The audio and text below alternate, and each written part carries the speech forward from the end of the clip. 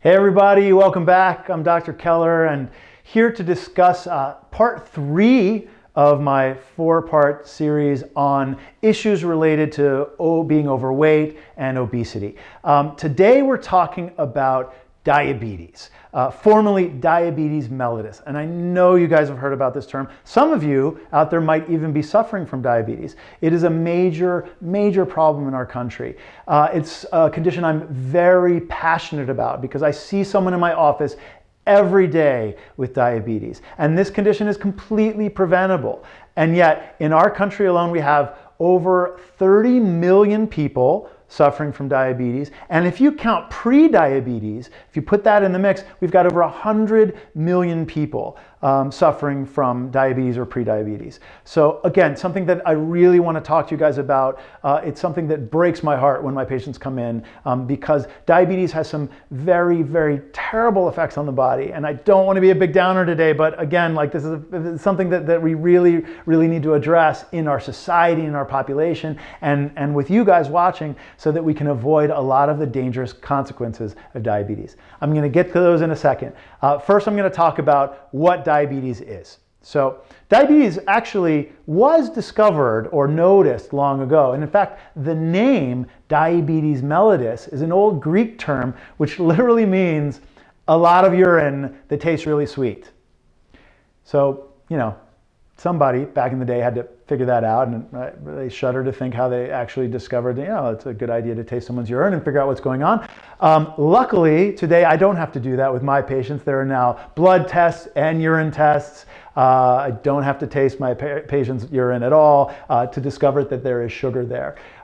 Sugar is a diuretic when it happens, when it's in high concentrations in the blood. So if you have a lot of sugar in your blood, you start to pee it out through your kidneys, and that's where you get a lot of the symptoms of diabetes.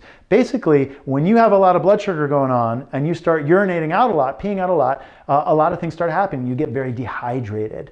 You start to lose a lot of that sugar that should be going elsewhere basically in your urine. You start to lose a lot of electrolytes with it. So some of the symptoms, and I know you're thinking, oh my God, it sounds terrible. How do I know if I have diabetes? Well, some of the things you might notice are feeling thirsty all the time because you're losing all that urine, urinating all the time, being hungry all the time because you're not getting the calories into your body the way you need to, maybe feeling fatigued a lot, and then some other things like having blurry vision, having difficulty thinking, depending on how high up your sugar goes. So those are just some of the symptoms that you can notice when you have diabetes. A little earlier in the process, if you're kind of pre-diabetic, you might actually notice some things like, actually weight gain. And this is when your insulin levels are still there, they're keeping up with things, but they're causing a lot of fat storage. You're maybe having these big sugar swings, like you'll eat something, you'll feel fine, and then 5 minutes later you'll just be ravenously hungry again. Those are some of the things that you might notice in advance. And one of the physical cues that you could actually even notice on yourself are skin changes. And there's one particular one, and I mentioned it before, but it's called acanthosis nigricans. I feel like I should write it down, but I already wrote something on my poster board for later, so I'm going to pause. Acanthosis nigricans is basically a skin condition that starts to cause a darkening around the neck or sometimes in the armpits. And you might notice and be like, did I get like tan there or burn there, or am I dirty? And you can't rub it off. And that's a sign that your insulin levels are going up and that you're trending towards diabetes. Okay, so how does diabetes start? Well, it's a little bit of a mystery. We know that there are genetic components. If you've got a family member with diabetes, it's possible you could have it too. It increases your risk. And we know that a lot has to do with diet. And specifically, as we start eating foods that aren't that great for us, that have a lot of sugars, a lot of processed carbs, maybe not a lot of nutrients, we start to gain weight. And then insulin stops kind of doing the job it's supposed to do. Okay, so I've talked a lot about insulin, and you might be like, I don't know, what is this insulin thing? So I'm going to try to break it down for you so you understand what insulin is and why it's so important in this realm of diabetes and preventing diabetes. So sugar, I've got my trusty sugar right here.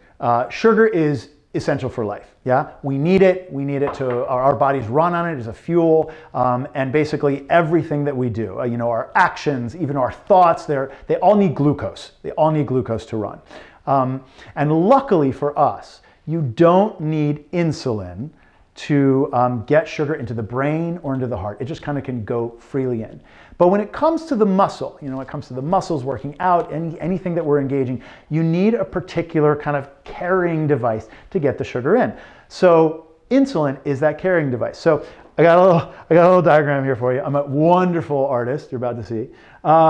So I've got my muscle over here as this kind of like a little house, and I've got sugar, this S box, and you know, it's trying to get into the muscle, and I've got insulin. I'll even draw a little eye on him, Mr. I. Insulin right there, and he's basically trying to get the sugar in there. And normally, you know, works pretty good, and the muscle gets it, we get to use it as fuel, we feel great. But at some point, if we've gained a lot of weight, or if, you know, some metabolic things start happening, this dude right here, I'm gonna call him my bouncer, he's like the kind of gatekeeper there to the muscle. He's like, I don't know who you are, I don't recognize you, and I'm not letting you in. And so now we're in a problem. Our sugar is not getting into the muscle, and it's starting to build up in the bloodstream. So then our pancreas, which is, you know, kind of an organ that sits back here behind my stomach, it's like, ooh, the blood sugar's going through the roof. I better send out more chaperones, you know, more kind of messengers. So, you know, it starts making more of them, and, you know, they're all coming up and trying to push the sugar. See how amazing I am? Look at this. Oh my gosh. Somebody give me a new career.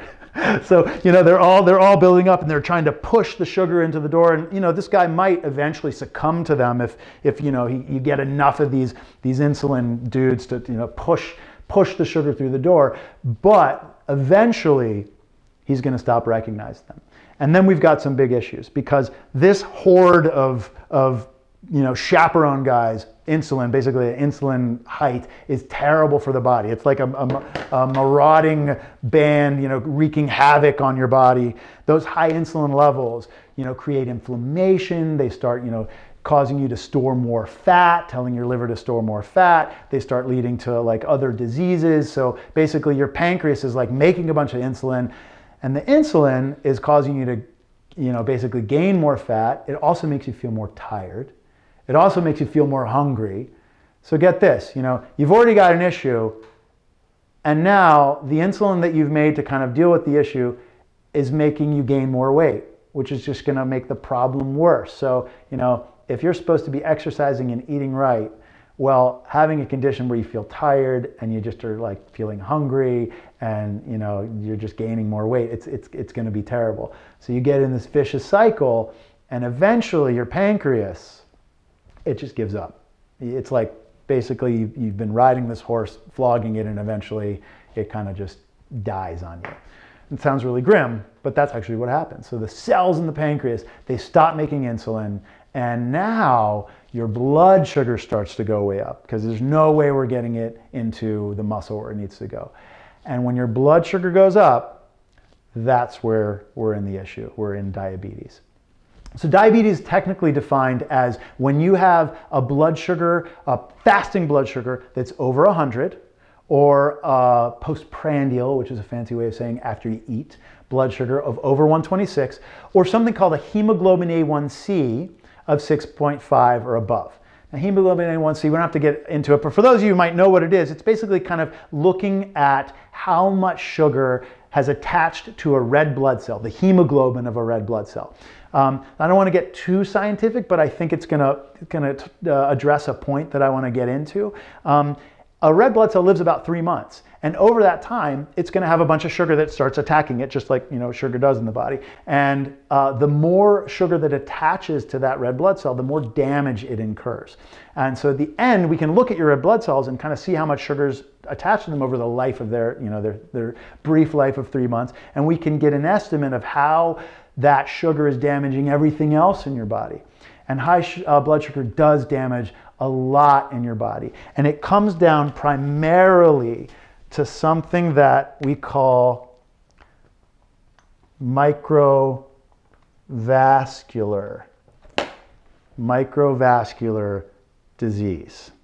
Okay, so that basically means the mini blood vessels in your body. So where are some of the mini blood vessels in your body that get damaged by sugar? Well, they exist in your heart, they exist in your kidneys, they exist in your retina, which is the kind of the back screen of your eye. So if you've got really high blood sugar, over time you're going to start damaging your heart, those little arteries in your heart, and that can lead to a heart attack. That's why people with diabetes have a 2-time risk of a heart attack over someone normal. And it can start to damage the ones in your eyes. That's why a lot of diabetics end up with retinal disease and they start to go blind. And then the kidneys, you know, those little blood vessels in your kidneys that are responsible for filtering out everything, you know, all those toxins you have in your body. So if you start ruining your filter system with all this high blood sugar, eventually your kidneys, they can't do their work. And that's why a lot of diabetics, if they're uncontrolled, they end up on dialysis, which is not something that, you know, you want to do, because then you're hooked up to a machine for hours on end, 3 days a week. And some of you may already know about dialysis or be on it. And, you know, if you can avoid it, you know, it's absolutely something you want to try to do. So again, I mean, this is heavy stuff. You know, I'm talking about this disease that, you know, over 100 million people have or are at risk of having. We're talking about, you know, all the bad things it can do to your body, and it's really heavy and depressing. But again, I want to come back to, this is a completely preventable disease, at least when we're talking about type 2 diabetes, which is what we're addressing today. Completely preventable. It's all about lifestyle and diet. And so, you know, if you're feeling kind of bogged down and heavy right now and depressed, or, you know, just guilty about it, just know that you have the power to make changes to your diet and your lifestyle that can completely prevent diabetes. So what are the things that you can do? Now, a lot of this is going to basically be stuff that you've heard before, but I want to get into it again, just because it bears repeating. Let's see, where are my cheat sheets here? Okay, so the first thing that you have to do is reduce your sugar intake. So again, that comes down to basically looking for foods that are high in fiber and high in good fats. You know, it's looking for foods that are high in protein, like nuts, and not the foods that are high in sugars, like your sodas, like your cookies, things that are going to basically cause your insulin to go through the roof and cause you to gain weight. So if you, let's see, if you find that you're having trouble towing the line with some of the dietary things, I often say, just, you know, really try to start with small steps. You know, reduce the amount of sugar calories that you have in your diet. If at all possible, cut out, you know, the sugary drinks, and then start to get more fiber in salads, in veggies, in proteins. Try to get more other macronutrients into your diet, so you're not relying just on the sugar as your source of calories. And if you can do that, then you can prevent diabetes, and you can prevent all of the damage that happens, you know, when you start to get those high blood sugar levels and those high insulin levels. All right, so just to go over it again, just a couple of takeaway points. Diabetes, it affects a lot of people in our country. It's totally preventable. You might notice it if you start having frequent urination, a lot of thirst, a lot of fatigue. So if you're having any of those symptoms, rush to your doctor and have them do the tests that they can do. Luckily, they don't have to go tasting your urine. There are blood tests that can look to see if your blood sugar is too high or see if you're spilling sugar into your urine. And then you can start making lifestyle changes to reduce the amount of weight that that you have on your body, to reduce the amount of sugar calories that you're getting in your body.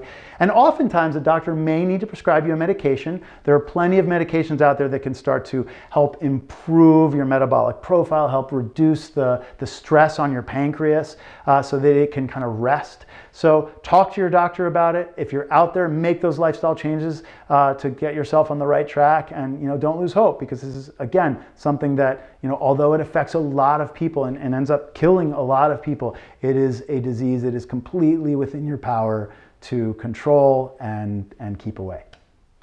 So that's it for today. I will see you guys next time. Again, I'm Dr. Keller, and thanks for tuning in.